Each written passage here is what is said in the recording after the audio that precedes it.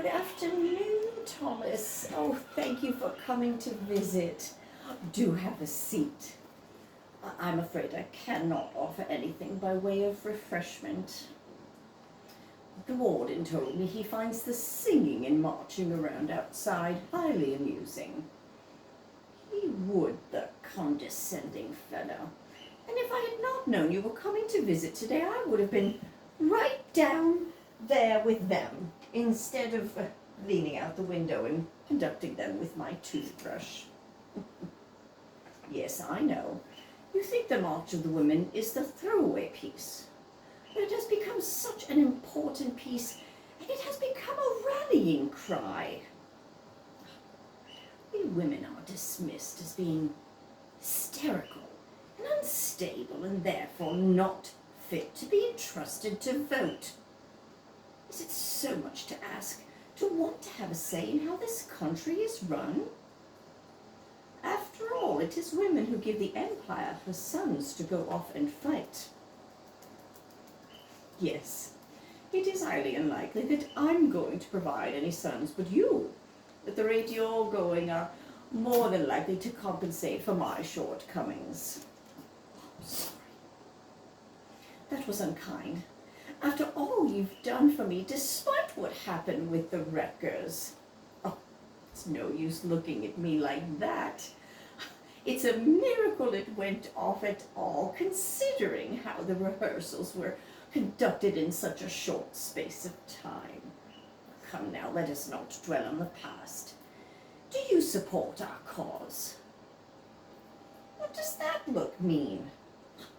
We need men's support, and no, I don't believe I've wasted my time. I have given up 2 years of my life to this movement because I support its aims. I'm sorry, what's that? Oh, do speak up. Is Mrs. Pankhurst inclined to sapphism? Would it surprise you if she was?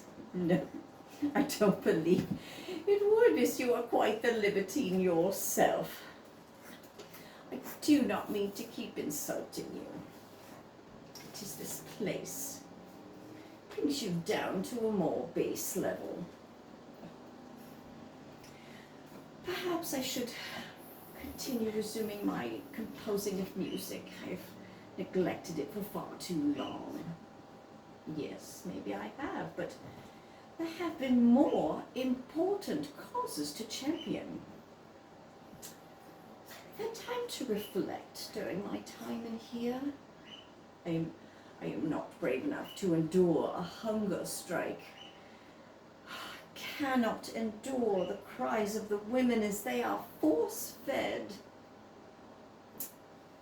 I've realized something else during my time in here. My hearing is slowly worsening, and I'm not sure why. It's almost imperceptible at the moment, but as a musician I can tell it is going. Perhaps it was all those noisy protests I attended, so yes, perhaps I should resume composing my music. I have so much more in me, and I want to be able to hear it whilst I still can. Have you remembered, though, a female composer who has ended up in here? Most of my peers, they think that my music is too masculine, as though I'm trying to overcompensate. They think I should know my place and compose flowery piano pieces for the drawing rooms of polite society. If I seem to muscle in on their male reserve, it's because I've had to. I've had to fight to have my music performed. Oh, but will they be forgotten or just fall by the wayside? Forgotten and neglected.